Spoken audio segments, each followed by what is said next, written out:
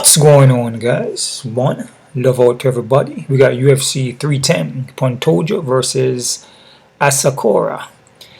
Prediction breakdown here, guys. Before I get started, hit that thumbs up button. Also subscribe to this channel. Also check out my Patreon account for all my face-up prediction and prop plays. And you can also donate to my PayPal account here, guys. I got pay-per-view card here. I believe this is the last one for the year. Over there in Las Vegas, Nevada. 14 fights on the card. And it's a pretty good card, man. I like every single fight here. Some good matchups.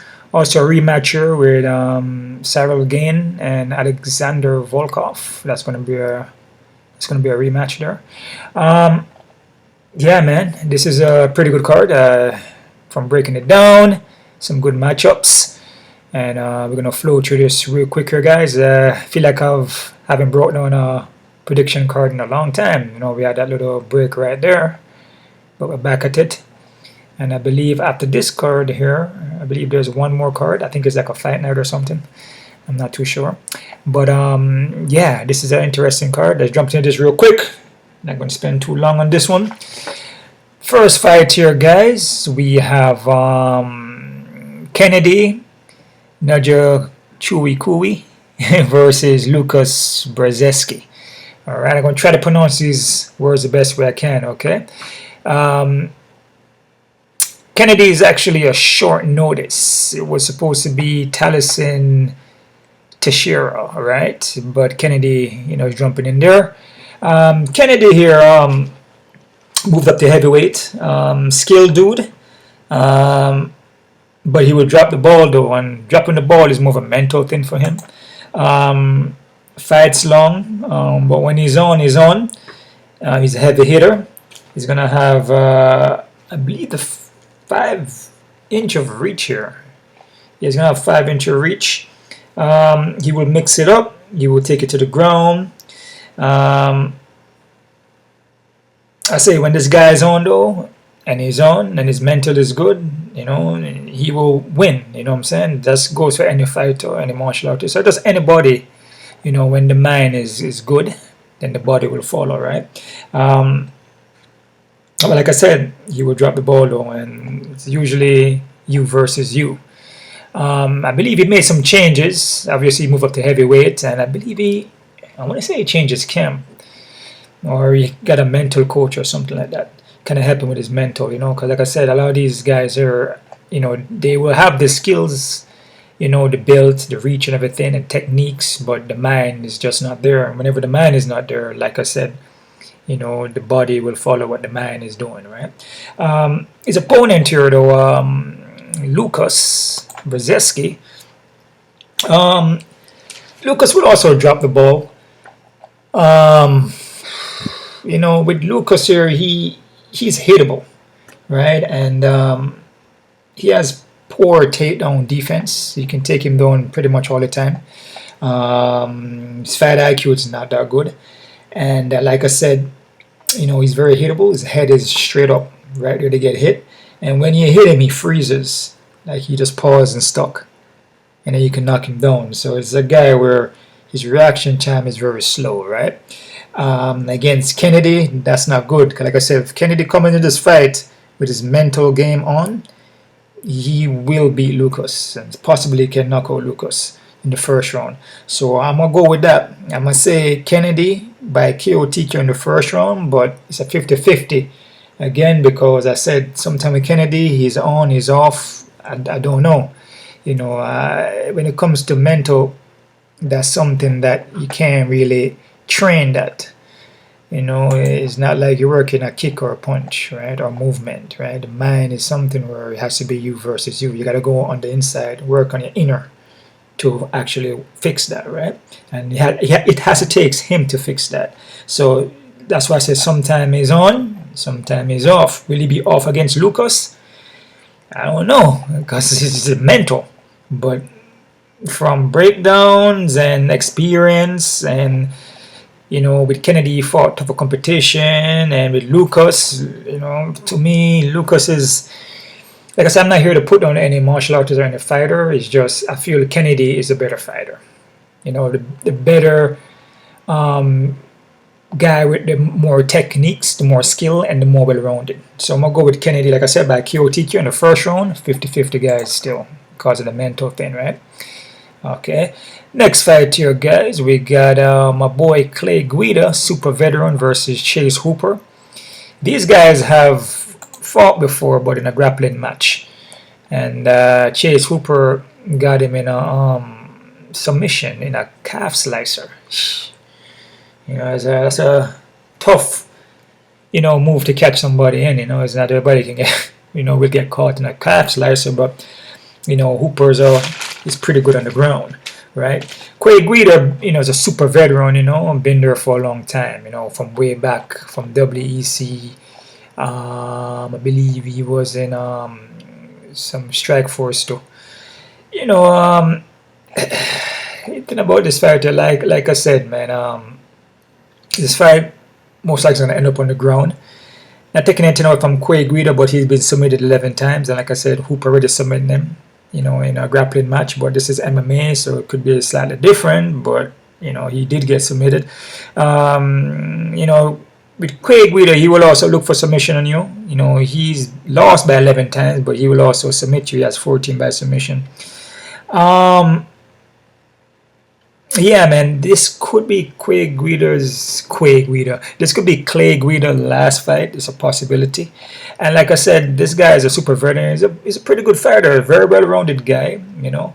But I just feel Hooper has been improving, man. You know, and you know, Hooper has room to improve, and you can see that, right? His last fight against Makhachev, you know, he went in there and kind of outstriked him. He outstriked the striker. He knocked him down, and he got a dark stroke and everything like that, and finished him by submission. I think Makhachev underestimated Hooper, sorry. You know, and he never really thought that Hooper would be able to come up with that overhand, you know. But again, he can't take anybody lightly, because you know, these guys like Hooper, you know, these, you know, younger kids, you know, they're like sponges, and you know, they will adapt and learn new things quickly, you know what I'm saying? So yeah, so Hooper's striking has improved, and he fights long. He's gonna have a 6-inch reach, 4-inch of he has a 6-inch of height and 4-inch of reach. I'm liking Hooper here, man.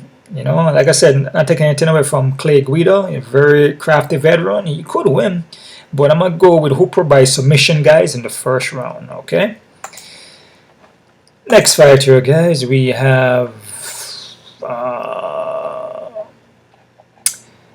Michael Chiesa versus Max Griffin. This one is interesting. You know, Michael Chiesa is a company man. You know, he also works for UFC. You know, works at the desk. Chiesa last fight against Tony Ferguson was kind of back and forth until he got the rear naked choke. You know, this is a guy where he will submit you. He doesn't have any knockouts. He has 11 by submission, 0 by knockouts. You know, but then you can also submit him, right? Yeah, man, his striking it's not the best, you know, and you know, it's kind of suspect, you know, and he will look for takedowns and he will get you back, you know, and then he will submit you. But Max Griffin is not easy to take down, and Max Griffin is durable, and I feel Max Griffin's striking is better. But this is a fight here where it's a company man, and if it goes to decision, it could be some kind of robbery, and you see Michael Chiesa getting split decision over Max, which Max have been robbed a lot of times, right? He's robbed this guy more than probably 4 or 5 times. No, not shouldn't. Probably got robbed maybe like 2 or 3 times, right? Split decisions. You see a lot of split decisions. Well, those are ones he won, but the ones like Neil Magny split decision, you know, Alex Oliveira split decision, you know. Thiago Alvarez, that one's a robbery split decision, you know. So if his fight is real close, you know, you could see them edging it to Michael Chiesa. So this is a fight where you gotta be very, very, very careful. Max Griffin has to go in there and like make it one-sided, like do it in a way where they cannot deny him. You know, even though they still rob him though, but you gotta go in there and put their hands on Michael. which Max can do that. You know, very forward pressure guy, very well rounded. I feel he's a better striker, and I feel he's a more durable guy here. Chiesa doesn't have the striking. He's going to want to push more ground. I feel Max Griffin ground game is not bad. You know, if he get taken down, he usually scrambles back up to his foot. Never been submitted. He has been knocked out one time, but never been subbed. And I feel that because Max Griffin he's more the dog here, right? He's more going to push the pace. He's going to push the pressure. You know, I feel Michael Chiesa is just not so active, and just from his last performance, just doesn't look too good. And yeah, man, like I said, this one could be a robbery, man. And they robbed Max Griffin 1 or 2 times already, could be even 3. But I'm gonna go Max Griffin here by a decision, and it could be a split. But this one, man, be very, very, very careful with this one. And with Max Griffin, this guy is very underrated. You know, the guy has improved, man. You know, every single fight he has improved. Even the one that he got split decisions, which are robberies, the guy has improved, man. I mean, coming from way, way back, right? But again, Michael Chiesa is company man, work at a desk. You know, it's just one of those things where if it goes to decision and it seems like, you know, they could probably do a little robbery, they will go split decision for Michael Chiesa. That's a very strong possibility. That's just how the game is. There's a lot of politics. Same thing with Anthony Smith too. You gotta be very careful with these guys. Alright, but I'm gonna go Max. Split decision, but be very careful with that one. Alright? 50-50. Next fight here we have Cody Durden versus Joshua Van. Very good matchup here. Cody Durden here will push the wrestling coming out of I believe ATT, American Top Team. Cody's a dog though, but he will push that pace on you, but he's not durable. You know, you can clip him when he gets hurt, but he usually tries to recover. And usually when you hurt him, you can also, you know, you can sub him too, you know. So there's a guy that can get submitted. But he's skilled though, but he is hittable. Let me see here. He's been subbed 4 times. But he does pack power though, and he does, you know, I would say that he's technical with the boxing, you know, and the movement and mixing it up, also with the wrestling and getting the takedowns. He's gonna have a 2-inch of reach here and 2 inch of height, so he's gonna have the little height advantage and, you know, the reach over Joshua here, right? With Joshua though, Joshua is more could be physically stronger, the possibility. But with Joshua, he's more raw, and he can get like kind of wild at times. He works the body well, and he does box. His boxing looks okay, but sometimes he gets kind of wild with it, kind of brawl a little bit, kind of leave himself open. Let me see here. Skill, pack power. Against Charles Johnson, he was winning that fight until he got clipped in the 3rd round. You know, so like I said, it's a kid that very aggressive, would push a heavy pace, but he does get into brawls though, and he can get submitted, which he got submitted way back by Devin Jackson. You know, it was early in his career in 2021. But there's an experience thing here though, man. You know, from Cody Durden. But again, you gotta be careful with Joshua Van though, because the guy, he packed power, and like I said, with Cody, he can get hurt. You know, you can clip him and hurt him, and you can knock him out. You know, I don't think... Has he been finished by knockout? I believe he'd been knocked out 1 time. I believe it was against his teammate. I forgot his name of his teammate there.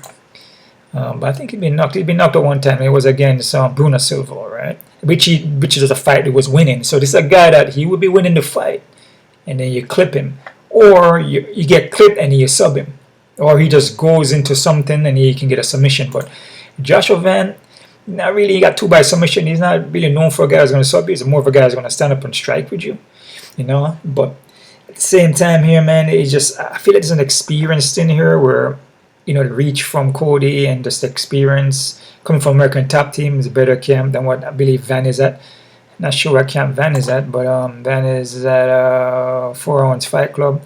You know, but it's I just feel experience going to play a factor here. So I must slide a little bit here with Cody Durden, but still be careful with this one. Like I said, Van is raw power, works the body well, very explosive kid. But that could also work against him. You know what I mean? Put himself in bad situations, get taken down by Cody Durden, and just rinse and repeat by Cody Durden and get a decision. Right? Yeah, so I'm going to go Cody Durden. This fight could be a split decision.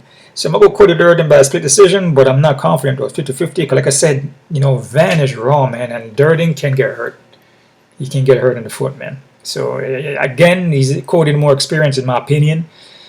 But, you know, you touch him up, that chin is there, you touch him, he goes out, and Van can hit. Van pack power, man. So this one is kind of like a heads or tail, to be honest with you. But I'm just going more towards Cody for more the experience, the reach, height, you know, and I just feel the wrestling could play a factor here. So Cody decision, kind of like maybe a split. All right, I'm not confident. Next fight here, guys, we got Chris Weidman versus Eric Anders. This fight was supposed to be way back, which I'll make a breakdown on it already. I probably won't go through the breakdown so much again. But I had Chris winning that fight though, and I have Chris by decision. Chris is veteran. I was looking at my old notes here. Didn't look too bad against Brad in his last fight there. Was it Brad? Hold on there, guys. He did fight Brad Tarvis, right?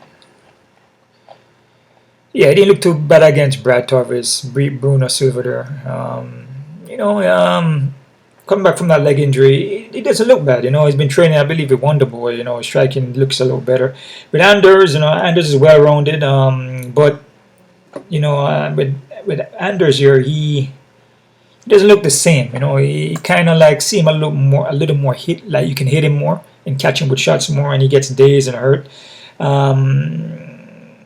He more pushes more of a takedown now, and because he's getting more he's getting more hittable, easy to hit him now. But the thing is that Chris Weidman, you know, takedown defense is good, and I feel the striking from Chris hasn't been looking bad, and his defense hasn't been looking bad. But Eric Anders is still heavy-handed, but I just feel Eric Anders just doesn't look the same anymore. You can catch him with punches. I mean, you catch him, he gets hurt. So it could be one of these fights where it's kind of back and forward. You know, it's like a head or tail fight. A fight where probably don't even want to mess with too much, to be honest. But I will go with Chris Weidman here. I'm going to go with Chris Weidman by decision, guys. Right? 50-50, okay? Next fight here, we got Rude Boy Randy Brown versus Bryan Battle. You know what I'm saying? Randy Brown, big up the Jamaican. Bop, bop, bop. You know what I'm saying? Like I said, guys, here, I'm not biased. I'm not like that. I'm not one of those, you know, guys. You know, that's my personality too. You know, it doesn't matter to me if you're Jamaican. You could be whatever. You know, I'm not gonna just favor somebody because of, you know, because they're from my hometown. You know, enough respect to all my Jamaicans, them. You know, enough love and everything like that. But when I'm breaking down fights or anything I'm doing, you know, I look at the skills of the person and the technicality, mental, you know, the physical, the spiritual aspect of, you know, and I'm not just gonna pick a guy because he's from Jamaica and I'm from Jamaica. You know, I just don't do that. Or he does karate and I do karate. It's just big. Or he's vegan and I'm raw vegan. Oh, he's. I mean, no, it doesn't work like that. With Randy Brown here, but Randy Brown is a skilled dude though still, you know, and he's been improving a lot. His ground game has gotten better. You know, he's defending the takedowns a little better. He also defending the submissions a lot better. Can get knocked down though. Can get hurt on the foot.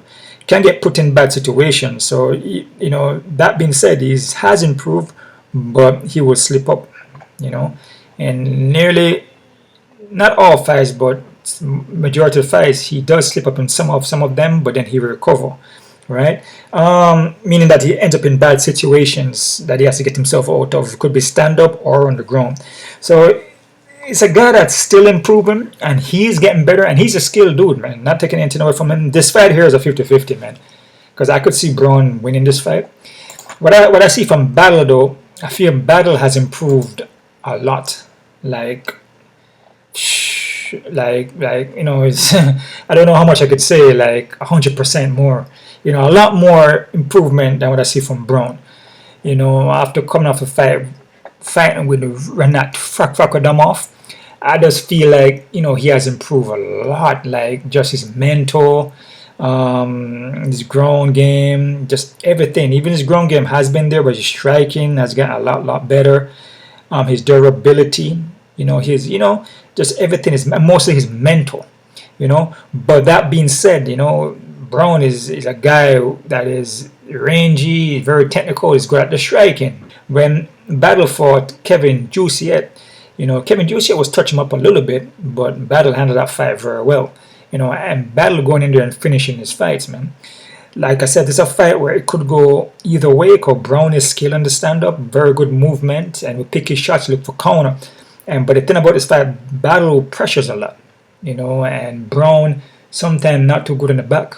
You know, Brown is good on the outside because he's rangy and it's good when he can counter and keep the fight long. When you start to pressure him too much, he doesn't do too well. Back up against the cage, then you start pushing takedowns, you crowd him.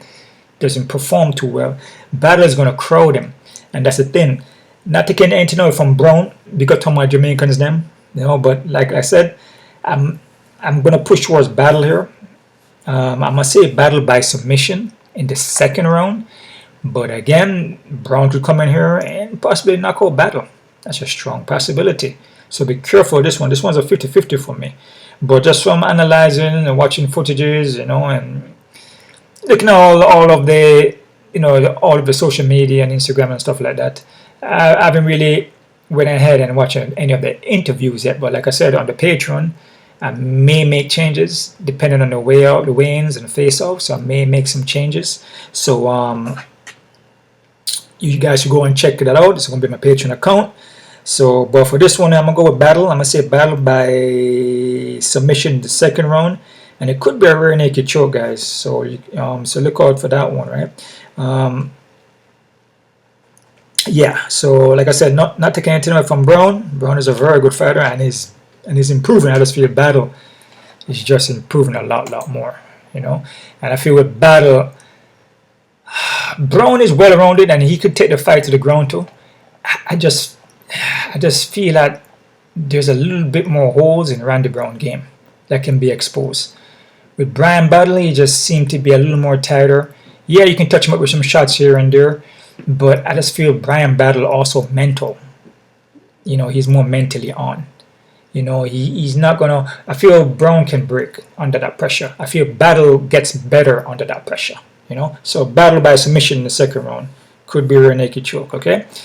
Next fight we got Movsar Evloev versus Aljamain Sterling. Next Jamaican here. Pop. Well, I mean, a lot of these guys, like Aljamain Sterling and Brown, they weren't born. I don't think they were born in Jamaica, because Aljamain born in the United States, and I believe Brown here is not born in Jamaica. He was born in Massachusetts. So a lot of these guys, they're not born in Jamaica, right? But they're repping it though, still, you know. And you know, the man probably was born in Massachusetts, but probably live in Jamaica for a little bit, you know. So probably go down there and then you know what I'm saying, and then live there for a little bit, right? You know, so I'm not saying that they're not Jamaica or whatever like that, because like I said, his family probably go down there and live and everything like that. Aljamain Sterling, you know what I'm saying, he probably not born there, but him go down there and hang out and things like that. Right? But I feel Brown probably, you know, he has more of the culture though. You can hear it in his accent. He has more of the patois, right? Aljamain Sterling is more Americanized, you know, from my opinion, right? So with this fight here, with Movsar Evloev, this guy is a pretty good fighter, man. That's why he's 18-0. This guy is very skilled. Quick double leg, explosive, scramble well. Very high level wrestling, man. Coming out of American top team too. This guy is pretty good fighter, man. Will kind of slow down in the third rounds, you know, and can get kind of a hittable at times. He has the Khabib style, but this guy's a grinder, man. He push a high pace, and his wrestling is crafty, and he scrambles well. He's double leg. He's on your back.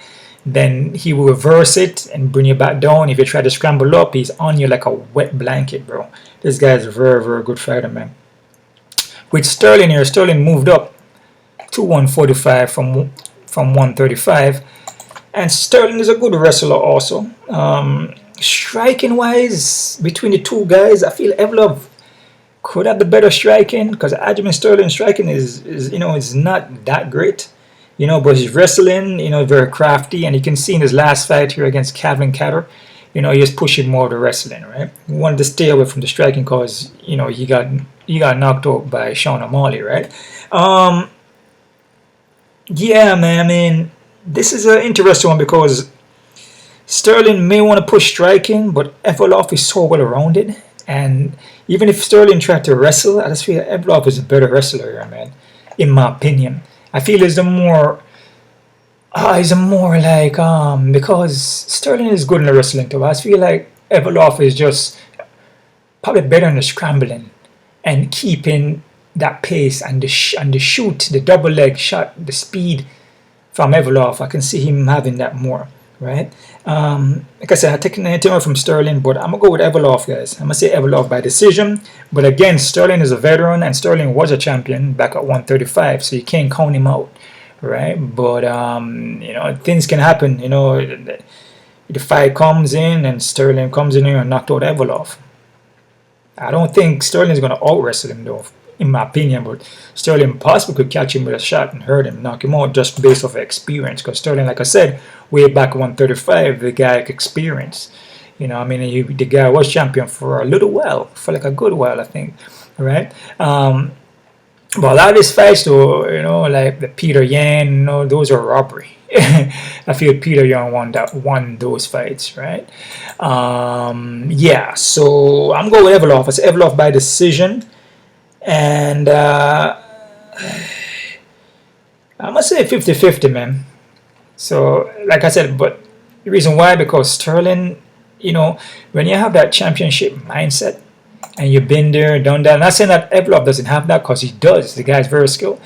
But Aljamain Sterling has that championship mindset. You never know, may pull a rabbit out of the hat or something. You know what I'm saying?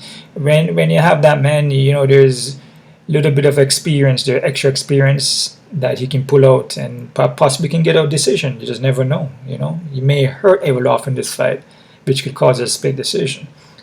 So be very careful with this one. But I'll go Evloev by decision, guys. All right. Next fight here, guys. We have Vicente Luque versus Tumba Gorimbo. Luque here, man. I don't know. This guy was on a good winning streak, looking good and everything, and lost to Belal, and then got knocked out by Neil, and just like there was some kind of talk about his brain was bleeding or something like that, or a concussion, something with his brain bleeding. And usually when your brain bleed, man, that ain't a good thing at all. Your brain shouldn't be bleeding or nothing like that. Your head ain't meant to get hit, guys. So you want to avoid getting shots. When a lot of people say, man, brawl, let's just stay in the pocket and bang it out, man, bang. That's not good to bang like that. You want to move your head off center line, and if you ain't moving your head, you better move your feet. So if you're going to drop your hands, you better move your feet. Or keep your hands up and keep your head off center line, because your head ain't meant to get hit like that, bro. So if your head is bleeding, there could be an issue. And after that, after the fight, we definitely got a win over Rafael dos Anjos. But then he got grown and pounded by Buckley. And in that fight, he just kind of like, I don't know. He looked like he never really want to push a pace, or was kind of holding back, maybe because he doesn't want to get hit. That's what it seemed like when he fought Joaquin Buckley. And then when he hit the ground, he looked like he just wanted out. He didn't want to take the punches anymore. So there could be something going on there. When your brain is bleeding, now he's probably more aware of it. You know what I mean? So like I said, your head ain't supposed to get hit. Maybe he's a lot more aware of it and doesn't want to get hit too much in the head, man. And that right there, you know what I mean? You're not supposed to get hit in the head, but it could be something where the confidence is just not there anymore. So, I mean, the guy is skilled, though, and very well rounded. Tell about Gorimbo, though. Gorimbo, in my opinion, he's skilled, but I'm not a high on Gorimbo. You know, I just feel like he's okay. And when he fights somebody with experience like a Vincent, I feel Vincent will beat him. You know, I mean, I feel with Gorimbo, he's hittable. You can take him down. He will go wild with the punches, but then you can tag him and he freezes a little bit and kind of like would clinch up. You would look for takedowns, and he would get the takedowns. He would sit on the guard. You know, he would kind of like hold you for a little bit. You know, he kind of like will stall. You know, I feel he can't do that with Vincent. You know, but again, which Vincent is coming in here? Is it the Vincent that is going to hold back because, you know, the head injury? I mean, you know, you just don't know. You know, but I just feel like experience is toward Vincent. Obviously, he's still fighting, so I mean, that probably mean that, you know, the head injury probably wasn't that bad. But damn, man, the brain is bleeding, dude. I mean, that ain't a good thing. But I'm gonna go with Vincent Luque. I'm gonna say Vincent Luque by KOTK in the first round, guys. But this fight is a 50-50 because of the reasons I told you. You know, with Vincent head trauma, he could play a factor in this one. But like I said, with Gorimbo, I'm just not that high on him, man. But the guy is skilled, but he ain't really fight an experienced guy, and Vincent Luque is an experienced guy, dude. You know what I'm saying? So I just feel like, you know, with Gorimbo, there's a lot of holes there that Vincent can expose. Alright, so I'm gonna go with Vincent by KOTK in the first round, 50-50. Not confident. Next fight, we got Anthony Smith versus Dominic Reyes. This one is a tough one here too, man. And with Anthony Smith is the next guy who's a corporate guy, you know, he works at a desk, you know, he's a company man, right? With Anthony Smith, he will expose you though, you know what I mean, especially on the ground, especially when he has a full camp. You know, he takes a lot of fights on short notice, you know, which a lot of fights that he lose, you know, he took on short notice. I think the Calaronchi was short notice, the Roman Dalanze was short notice. But when he is fresh and he's, you know, have good training camp, you know, he will beat you, man. The guy is skilled. You know, don't let the record fool you. It's now he's like 37-20, but the guy is very skilled. He's been knocked out a lot of times though. The guy is a guy that's been knocked out, I think like 11 times or something like that. You know what I mean? But he will still lose though. So that's the thing. This is a fight where, like any other fights, you shouldn't be super confident in it, even if you're confident. You know what I mean? Because anything can happen in a fight. There's nothing guaranteed. They've been knocked out 11 times. Where I'm going with this fight here is that with Dominic Reyes, it's a tough one to read, man. Because, like I said, with Dominic Reyes, definitely his mental has been shot. You know, coming off the Ryan Spann loss, the Yuri, the John. Losing to John Jones, you know, and being knocked out 3 times in a row, you know, definitely his mental is shot. Got a win over Dustin. You know, in that fight, he was kind of back and forth until he got the knockout, which Dustin just dove in there with his chin, and then he got caught. You know, a good performance by Reyes, though. I take anything away from him. But it's like, I don't know, man. Is Reyes back? Maybe. It's a strong possibility. But, man, Anthony Smith, man, is one of those dudes that you can't count him out, dude. Can't count this guy out, man. Can't count him out, man. Because he's one of them guys that will upset the party. He will upset the party, man. If you have parlays, he will destroy your parlay if you're picking somebody else over him. You know what I mean? And it happens all the time. You know, Dominic Reyes, yeah, look good, you know, against his last opponent there. But, man, this is a tough one to pick, bro. Tough one to pick. You know, and this is a full camp, supposedly. You know, this is not short notice. So, yeah, man, I'm kind of iffy with Dominic Reyes here. When it comes to mental, guys, you know, mental is something that is on and off, man. I'm telling you that right now. And a lot of these fighters are just in life, man. When your mind giving you problems, and you can't get a hold of it, it's in and out all the time. You know what I mean? And if you can't connect from within yourself and tap into that, you're going to have issues, because it's not something you can, you know, that somebody can come to you and just train you. You know, I mean, you can take some course or classes or work with somebody, but it's you going to have to be the one to tap into that. The person can give you all these writings and books or whatever they read, or whatever, they can tell you whatever they want, but it's up to you to tap into yourself. So this is a tough one. I know that Smith is on point. he will, especially the full camp, I know his mental is on point. And he gonna come in here and then he gonna fight. That's it. With Dominic Reyes, I don't know. You go in here and then Smith touch him, he falls down, or Smith take him down, punch him 2 or 3 times. He changes everything. So I'm gonna go with Smith, guys. I'm gonna say Anthony Smith by decision against a company man. So fight close. You see one of them split decisions, and even if it's not close, you still see a split decision. But again, not taking anything from Reyes. Reyes could come in here and just outstrike Smith and beat him up. Like I said, but Smith is not too durable, and it's a guy in Smith that took a lot of damage. His career, he takes a lot of damage, man. So, but again, Reyes takes a lot of damage too. In his last fights, it's just the last 3 fights, he's been knocked over. I believe he's broken nose and all these things. I believe it's concussion, all these things. So knockouts and all these things change a lot of these guys mentally. And even before they even get knocked out, maybe they deal with mental things on the outside. You know what I'm saying? Maybe life things, that they need to tap into the inner. When you're on the outside, it's like you're lost. You got to get back within yourself and make those corrections. Tap into yourself. Tap into your higher self, right? That's the spiritual. But I'm going to go with Smith. Smith by decision, but this one is a heads or tails, guys. Head or tail, man. Next fight, we got Nate Landwehr versus Doho Choi. Nate here, man. Dog. Nate is a dog, dude. This guy will come in here and get clipped, get hurt. Look like he's about to lose and come back and beat you, man. This guy is a savage. The guy will recover and come back. Pack power. Will mix it up. Put a lot of pressure on you.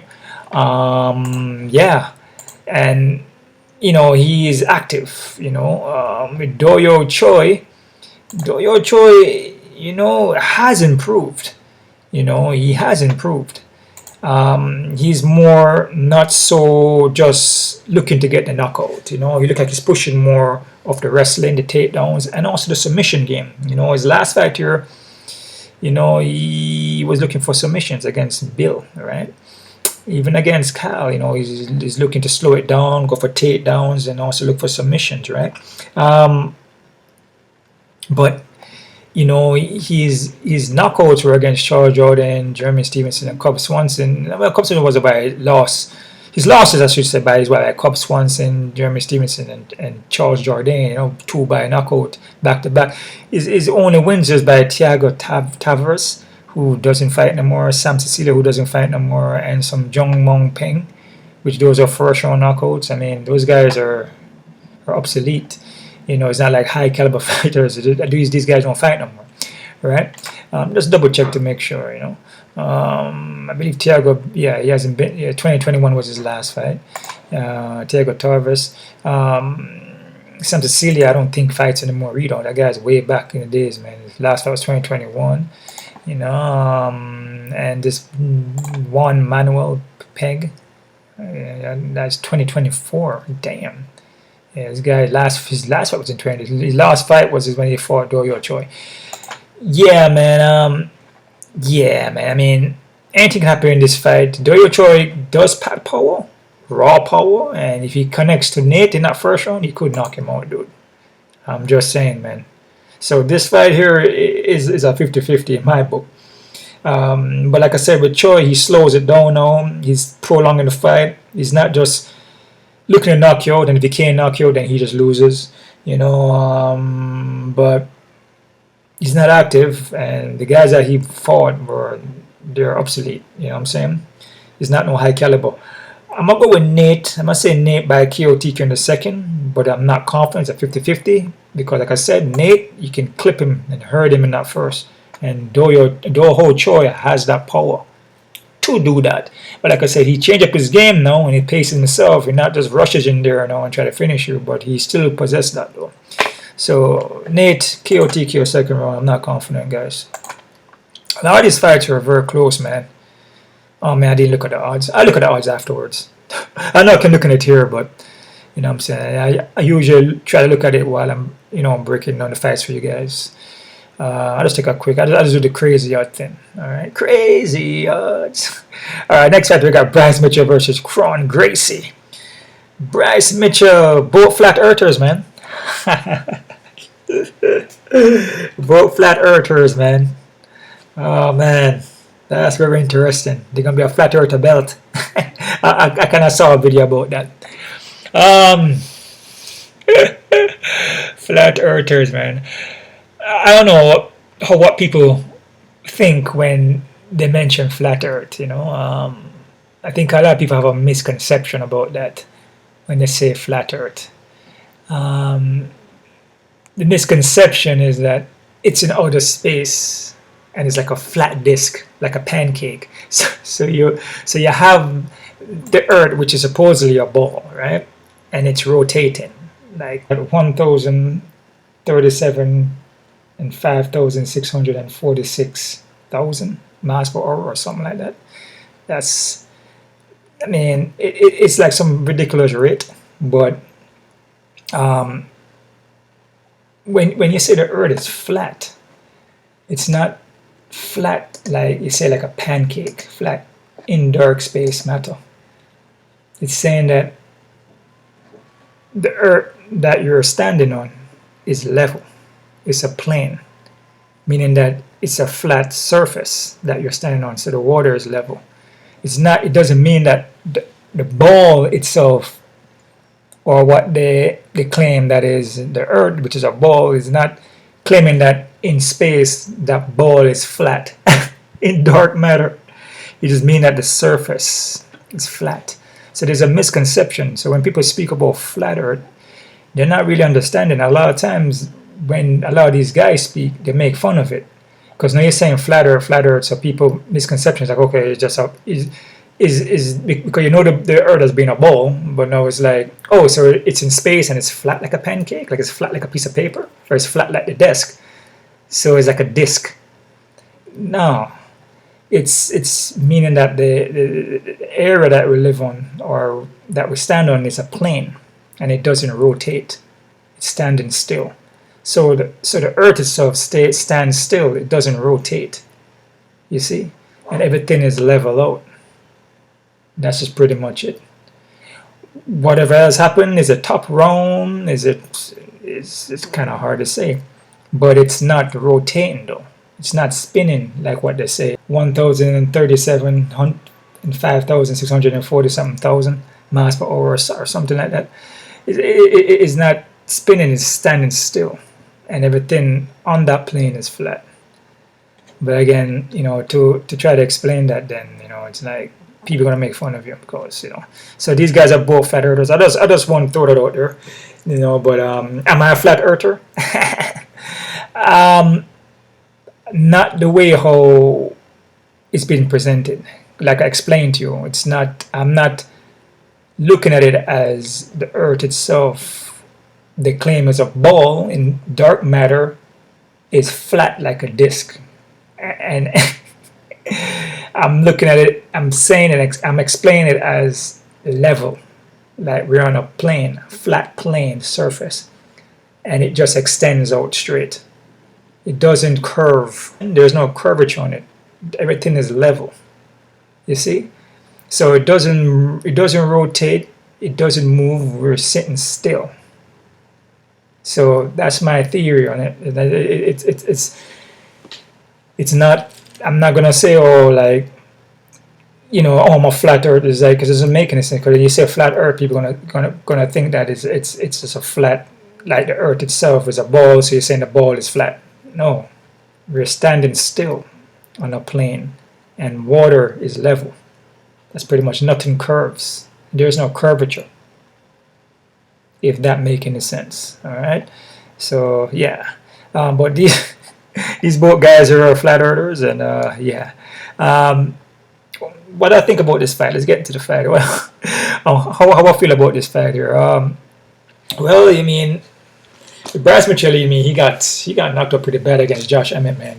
That was a nasty knockout, man. Brutal, man. How I see this fight, I feel that Bryce Mitchell, even though took some time off a good year, I mean, he is well rounded. Striking is obviously, he met Josh Emmett and got knocked out, but striking is still up and down. But I feel like he's more the MMA fighter here, more the well-rounded guy. With Gracie has shown that his striking is it's just not good, man. It's not good, dude. His ground game is good, right? And this fight could potentially end up on the ground because Bryce Mitchell doesn't have any knockouts, you see. And Bryce Mitchell, you know, his strength is his wrestling. So then you could say that, oh, so he could wrestle Kron. He can wrestle Kron Gracie and get caught in a submission. I mean, that's possible. But now you're dealing with experience now. With MMA in the cage is a whole different thing than just having a grappling match only. You know, so now you have gloves on, you know, you have the rules are different in the cage is different, right? And Bryce Mitchell has experience in MMA. You know, Gracie is more, you know, BJJ, and he's good at it. You know what I mean? The guy is very good, you know, at his submission. Also, Mitchell is very good at his submission too. Right, but I just feel the overall game of Bryce Mitchell is just more experience, right? Not taking anything away from Kron Gracie, but I say I feel his striking, man, it needs a lot of work, dude. His overall cage game, this everything, the MMA, you know. But if he end up on the ground, though, he could find a submission. So it could be one of these fights, man, where you know Bryce Mitchell play around the ground with him and Gracie submit him. Strong possibility. You know, Bryce Mitchell has been submitted one time early in his career. You know what I mean? Actually, no. Actually, he got submitted by... Hold on here. He did get submitted by Brad Cortona too, by rear naked choke. Ah, okay. And he got submitted in the amateur by armbar. Ah. So, this fight here is one of those fights where... you know, the odds are going to be higher in Bryce, but I wouldn't mess with it because, again, you know, Bryce Mitchell is most likely going to try to push the ground, and Kron is very good on the ground. But again, it's not gi jiu-jitsu. Gi and no gi is totally different thing, man. You know, and Bryce Mitchell has been submitted, dude. So. It been submitted by Ila Topuria, and it been submitted in the by Brad Cortona, dude. So yeah, like I said, Gracie good on the ground, but man, just overall game. This doesn't have an overall game, man. I'm gonna go with Bryce Mitchell, man, but I'm gonna go by decision, and I'll see a factor in the knockout. But it's been a year, but sometimes a knockout can change you too. Like I said, the head ain't meant to get hit. I'm gonna go by decision here, 50-50 by Bryce Mitchell, but this one I probably wouldn't mess with, dude. So, and like I said, both flat earthers, man, both flat earthers, dude. So whoever wins is gonna be a flat earther champion. All right, guys. So I'm gonna go with Bryce Mitchell here, okay? Thug nasty. All right. Next fight here, guys. We got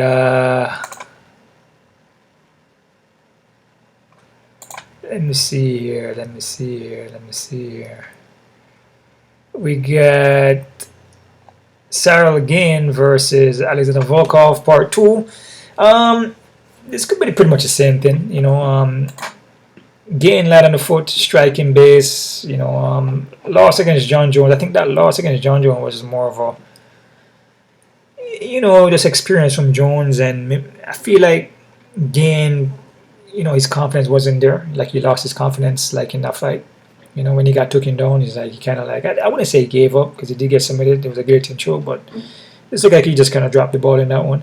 But he moves well, he's striking, stays on the outside, pick his shots well, very light on the foot for heavyweight. Volkov here is pretty light on his foot too. He's well rounded, but there's two guys fought already, and Gane got a decision. Mostly striking, 24 by knockout. Unless Volkov knocks out Gane here, man. I mean, I'm gonna see the same outcome. I'm gonna say Gane by decision. So I'm gonna still say 50-50 though. I'll go Gane by decision though. Alright. Next fighter we have Shavkat Rakhmonov versus Ian Machado Gary. It's a 5-rounder. Okay, it's a 5-rounder fight. 5-rounder. That makes a big difference. Well, doesn't make a huge. I mean, Rakhmonov, it seems like this guy's 100% finishing rate, man. So he freaking going there and destroys you. He goes in there to destroy you, man. This guy Rakhmonov is am I saying his name right? Yeah, it's Rakhmonov. This guy is a very, very good fighter, dude. And what makes him good, is his recovery and his composure. He's like in front of you and he look like he's not really like doing a lot. It's kind of like just going light, but then he turns it up. He keeps a pressure on you, and he does get a hit though, but his recovery rate is insane. He recovers quickly, and he will recover into a submission. So if you're striking with him and you hurt him, he will recover and then submit you. But then it happens quickly though, like it's seconds, minutes. With Rakhmonov here, he will look for takedowns, look for submissions, 100% finishing rate. This guy's a dog, man. This guy is a very good fighter, dude. I'm high on Rakhmonov, kind of like how I'm high on Peter Yan, my boy, Peter Yan. I'm high on Rakhmonov, dude. I mean, he put a lot of pressure on you. He can mix it up. He can go knockout or submission. 100% finishing rate. This guy durable. He's in front of you, dude. Doesn't back down, man. He come to fight. That doesn't mean that he can't lose though, or somebody can't beat him. Like I said, he's in physical form. And when you're in physical form, mentally, physically, you can get beaten, and spiritually too. It doesn't matter. You can bleed. You're in physical form. Spiritual part of it though is different. When you're dealing with the body itself though, you can get destroyed. The body can be destroyed, but the spiritual aspect of it, and when I mentioned spiritual, I did say destroyed, but spiritual is more the energy, so that can't be destroyed. I kind of take that back. So, but the body itself can be destroyed, but the inner surface, if you want to say the soul, or or whatever you want to call it, the energy, if you want to call it that does transfer, so that cannot be destroyed. So, this is just a game here, and any of these guys can get beaten. Just to be honest with you, right? I can be beaten too, or damaged or hurt too, because I'm in physical form. That's why I'm here speaking to you. Without the body, I won't be able to do this. Spiritually, you won't see me though if you're in physical form, unless you can tap into it, right? Gary here though. Gary's a good fighter too, man. I believe he took this fight because I don't know if it's a short notice. I think it's kind of like a short notice here, because it's supposed to be Belal. I think this was a champion fight actually, and Rakhmonov was gonna fight Belal for the belt. Belal got a foot bone infection, so Gary jumping in there. Gary is a dude that you don't want to sleep on him, because you notice a lot of his fights does get kind of close. Split decision fights, they do draw kind of close, and there's a reason for that, what I mean? So he seems like he should lose, but then he wins, and Gary's also vegan. I'm also a raw vegan, but he's vegan in the sense of he's cooked vegan. I'm raw, meaning that I don't cook my food, right? So I do use hydrators and dehydrators and stuff like that, but I don't cook my food on the stove, and I don't consume processed foods. A lot of those vegan foods, I'm not sure how Gary does it, but a lot of the vegan stuff is processed. I don't know if he makes his stuff from scratch using the ingredients from nature itself, right? When you mention processed foods, vegan, I'm talking about like Beyond Burgers and Impossible Burgers. A lot of those vegan stuff in the boxes, a lot of those stuff are actually processed, right? So it's not good for you. But it depends on what kind of vegan you are. Are you ITIL vegan, meaning that you get your foods from nature itself, like from the plant itself, and it's derived from the plants, and it's not being manipulated by man with ingredients in it, extra ingredients and fillers, right? All that stuff is taken out of it, then it's different. So I'm not sure what kind of vegan he is, but I see him like eating like waffles and like cakes and donuts. So a lot of those stuff is processed, man. So because I did the cook vegan too, and it actually made me sick. That's the reason why I had to go back to Raw, because I started with Raw. That's my lifestyle. I started with, back in 2012. That was my original, was Raw.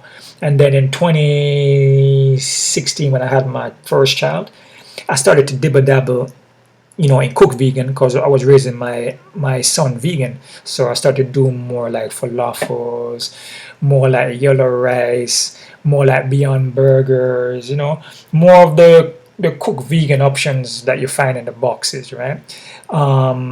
There's a next brand there. There's Beyond Burger, there's Impossible Burger, Morning Star. All right, so I used to do a lot of the Morning Star options too, So you can get like hot dogs, you can get like nuggets and all these things. I used to do a lot of pasta and beans and falafels and quinoa and chickpeas and all these things, chickpea patties and all these things. So there is, when it says vegan, it's just not animals. You're not eating animal, right? You're cutting out all the meat, right? But it's still being processed in some kind of way when you're trying to create like a burger or some kind of a patty or a pasta or something like that, or a specific dish.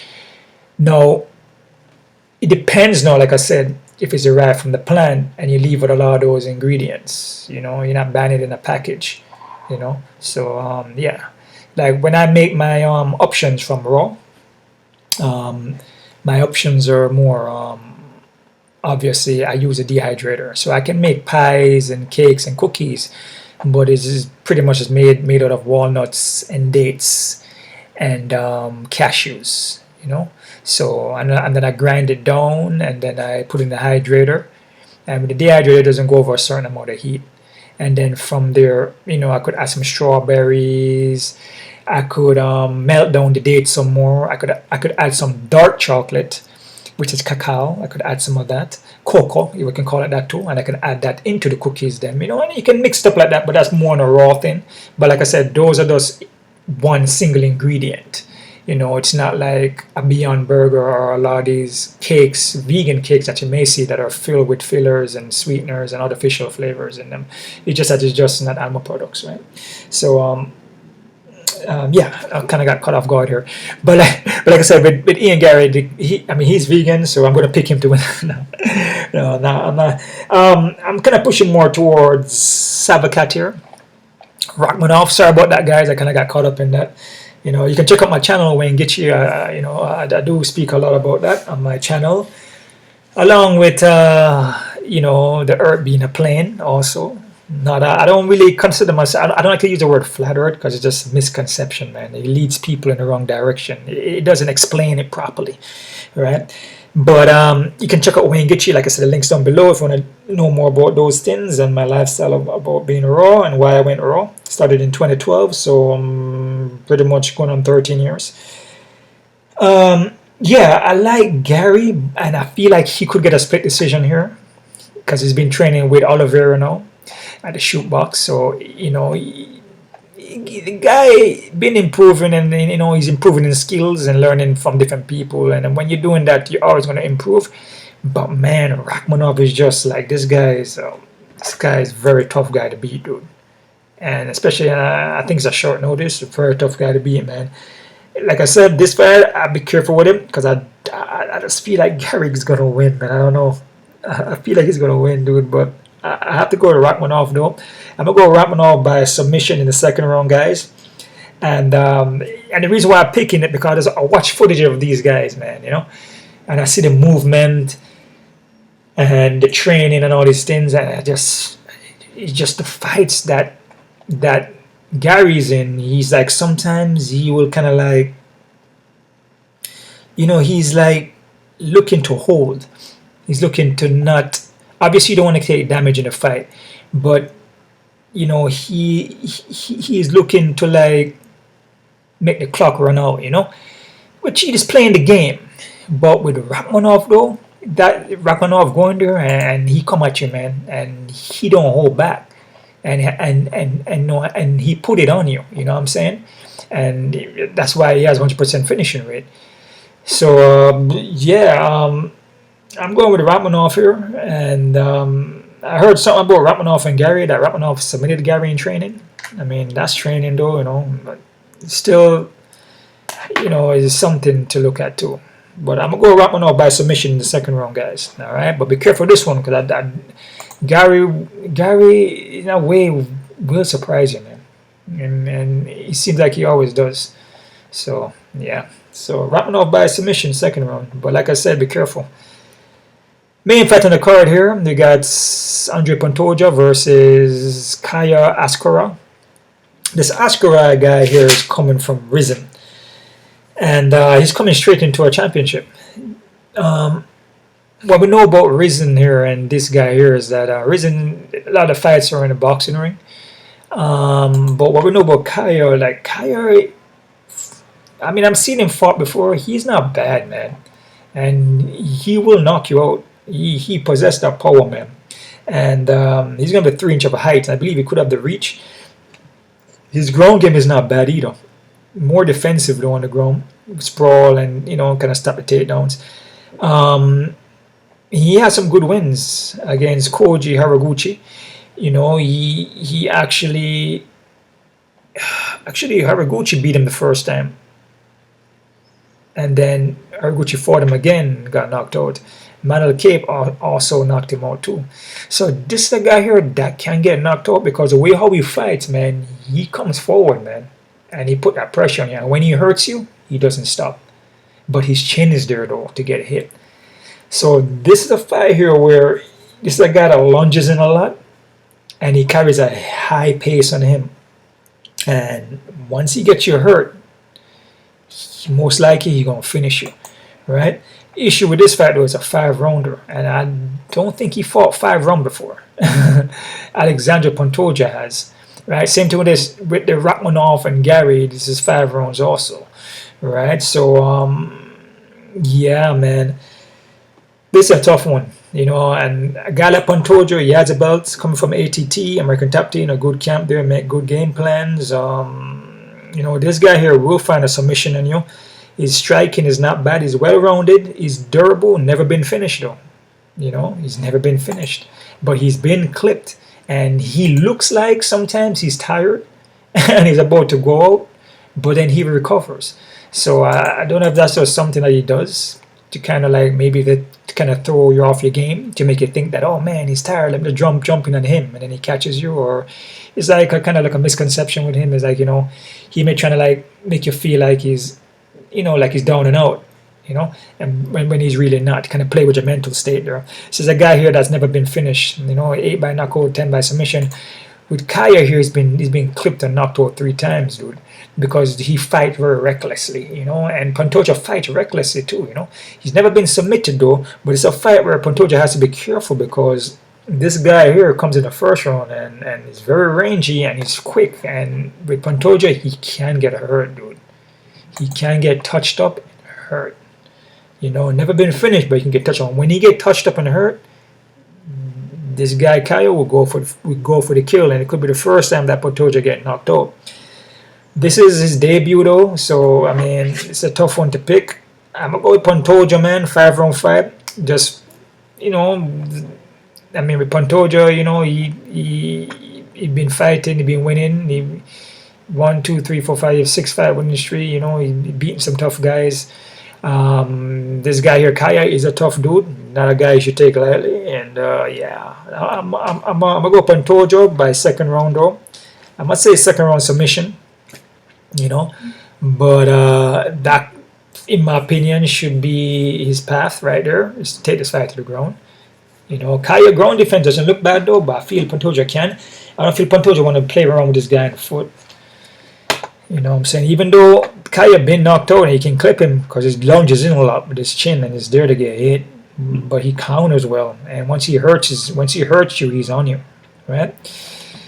So I'm gonna go Pantoja by submission, 2nd round. I'm not confident here, guys.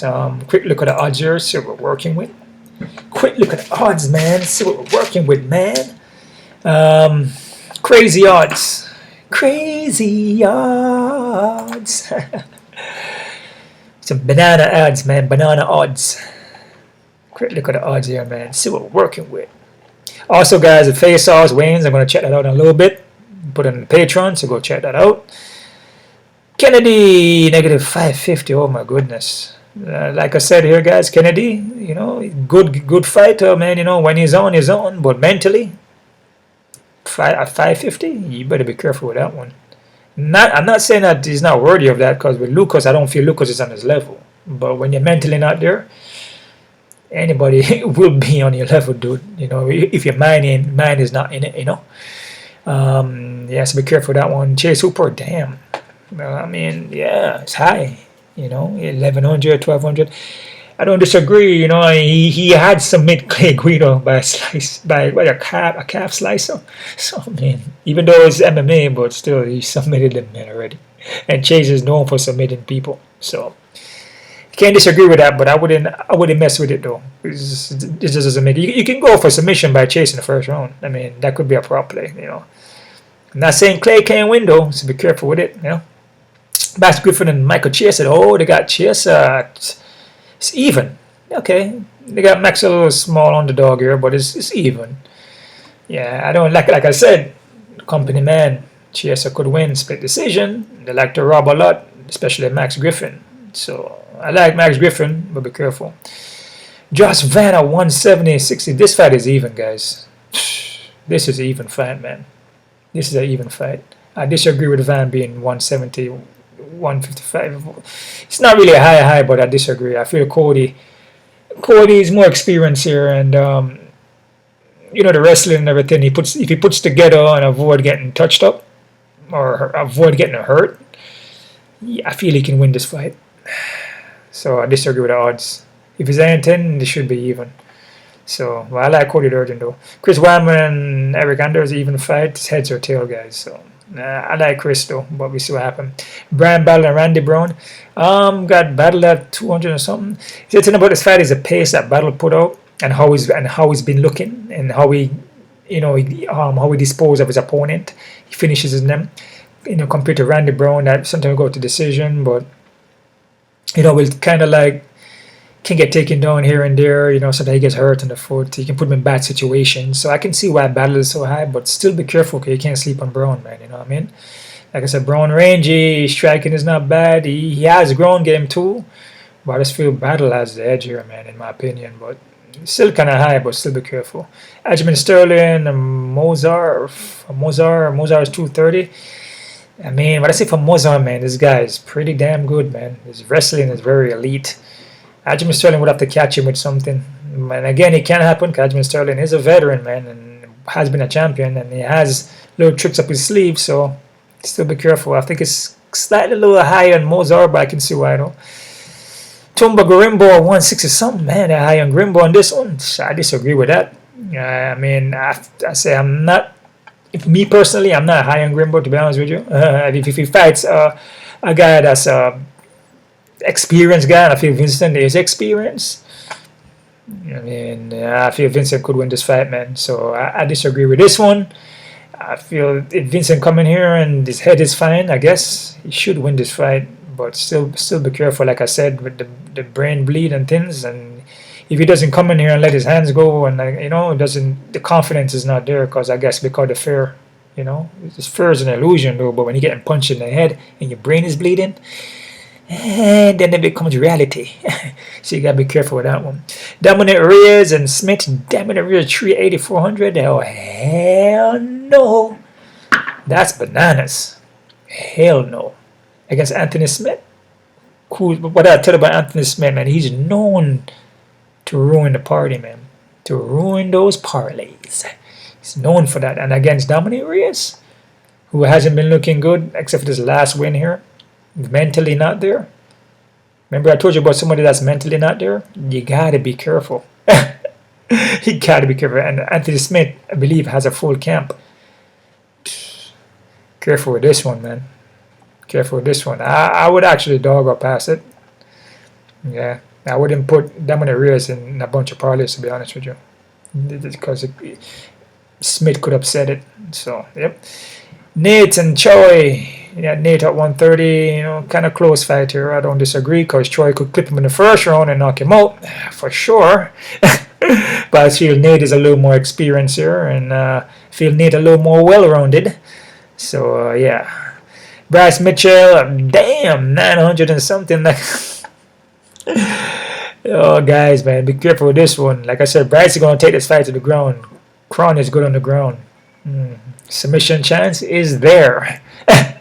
Is there. It's not like Bryce is like a world-class striker. He's not. He got knocked out his last fight bad, viciously.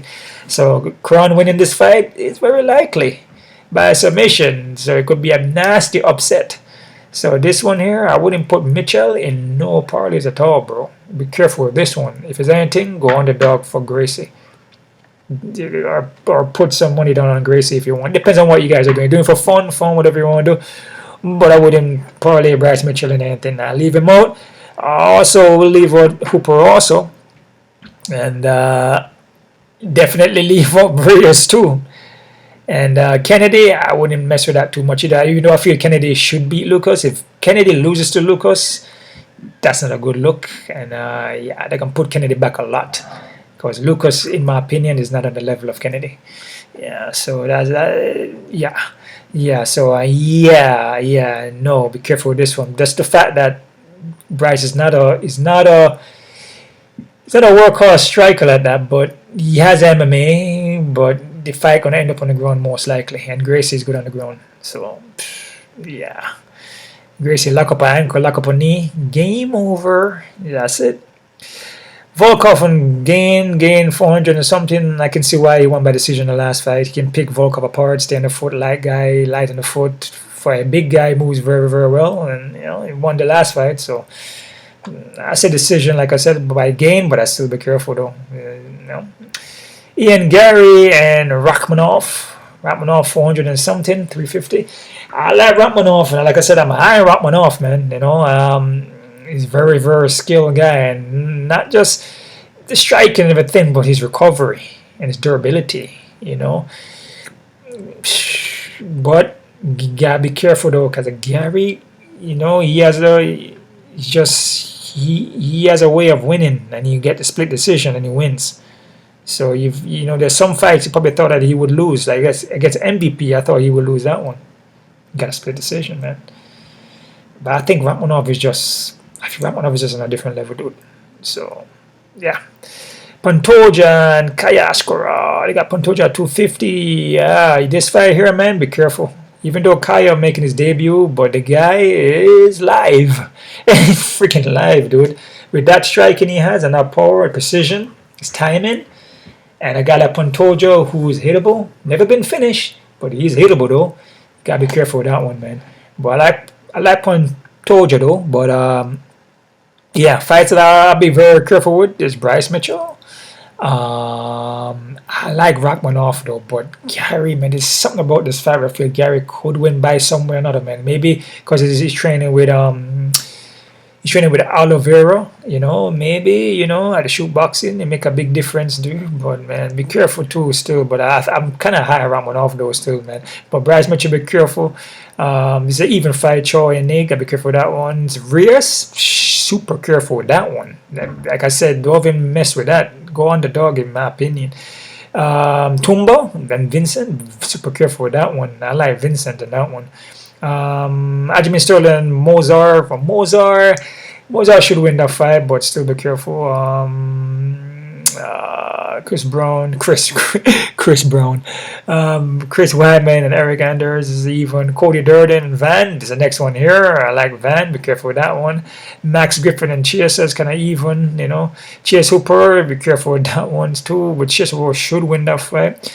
But yeah, a lot of crazy odds on this one, but I mean, I could see why, but there's still, you know, paths of victory for the other guys to win. Alright guys, so that's it right there. Check out my Patreon account for all my face-off prop plays, which I'm going to watch that right now.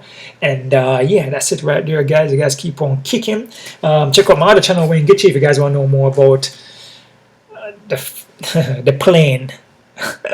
The earth that we live on, that's a plane that is leveled. Not a flat earth, like what they say, you know, which is very...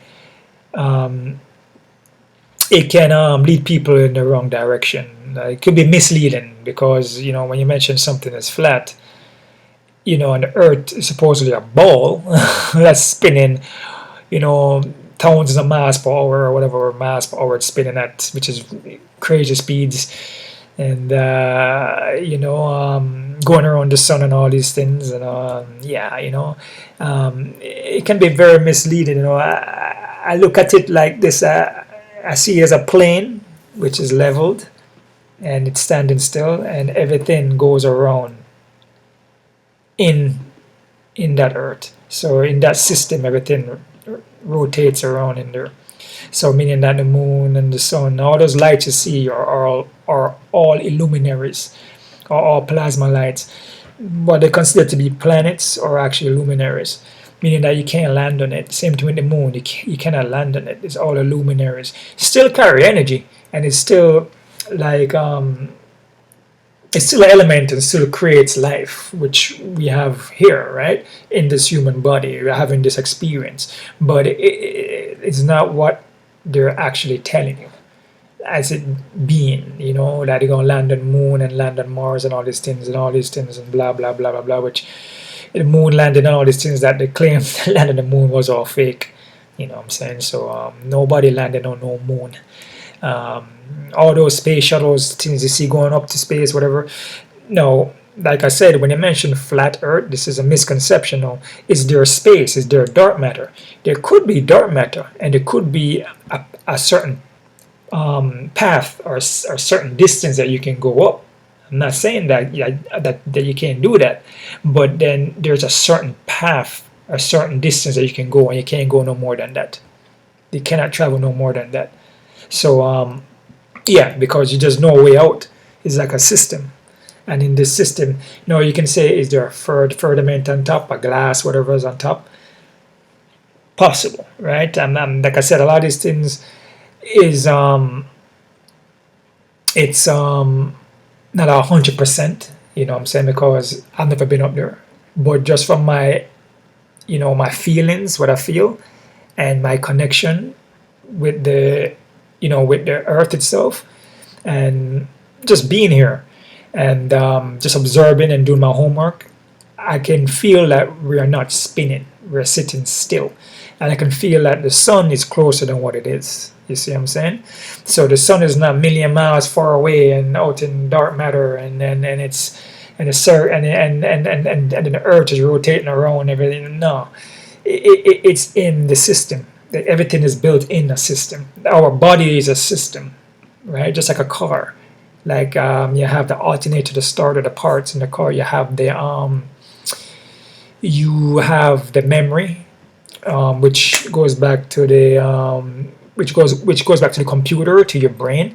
Everything is a system and is built inside. You cannot have a system and have a connection with something and it's out of you. So you can't have your parts in your body outside of your body and your body operate. It's not going to work like that. So in the system that we're in right now, which is a plane, everything is connected like electrical system, right? It's basically all electrical. It's all vibrational, and everything is in that system, and that's how everything works. It cannot be out of it, because if it's on the outside, it cannot connect. Why would it connect from the outside? What is giving it the connection to connect? It has to connect from the inside, just like your body, because everything works off of you. Nature, the elements, you are from that nature, you are from that connection, and everything connects from inside. So you are that sun, if that makes sense. You are the sun, you know. You are that light. Just like the nature, you may look at it on the outside, but that nature is you. It's inside of you. The God is inside of you. There's no God on the outside of you. You get it? Your connection has to be on the inside, just like the system. So if you know your body and you know who you are, you will know what you're living on. And it's a flat plane. It doesn't rotate. It doesn't spin, and everything is in that system, and that's how you connect to it. You don't connect to it from it being on the outside into dark space matter. It doesn't make any sense. And it could be more than one suns too. But like I said, More videos to come. Check my Patreon account, Patreon channel. I'm going to drop more videos about that on there too for Wayne Gitchie. And you can also check out my Wayne Gitchie channel also, which I talk more about that, about more my raw food lifestyle, about my connection and how I connect to a lot of things, or where I get my energy from, how I get my minerals, my vitamins, through breath work, through earthing, through my meditation and everything that I do. So you can check that out too, okay? One love out to everybody. You guys keep on kicking and